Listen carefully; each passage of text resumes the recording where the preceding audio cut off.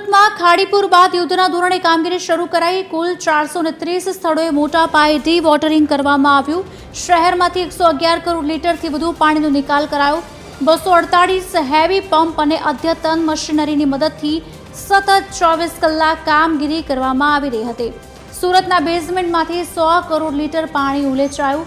પૂર્વ અને દક્ષિણ પૂર્વ ઝોન ખાડીપુરમાં પ્રભાવિત થયા। શહેરમાં કુલ 430 સ્થળોએ પાણી ભરાવાની ગંભીર સમસ્યા સર્જાઈ હતી।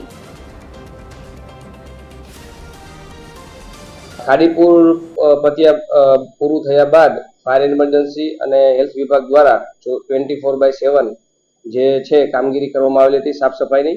હાલમાં આજના રોજ થોડુંક કામ 95% જેટલું સાફ સફાઈનું પૂરું થઈ ગયેલું છે। 5% જેવું બાકી છે, તે કામ ચાલી રહ્યું છે અને અંદાજિત ફાયર વિભાગમાં ટોટલ એક શિફ્ટની અંદર 28 ગાડી ફાયર ફાઇટરો સુરતના અને 6 ફાયર ફાઇટરો બહારના, એમ કરીને ટોટલ 28 ફાયર વ્હીકલો કામગીરી સાફ સફાઈ માટે કરતા હતા। અત્યારે હાલ નોર્મલ છે, એટલે જે પણ બહારની ટીમ આવેલી હતી એમને રિલીઝ કરી દીધેલી છે। અત્યારે હાલ ફાયર ફાઇટરની જે ટીમ છે ફાયર વિભાગની, એ ટીમ અત્યારે હાલ કામગીરી કરી રહી છે।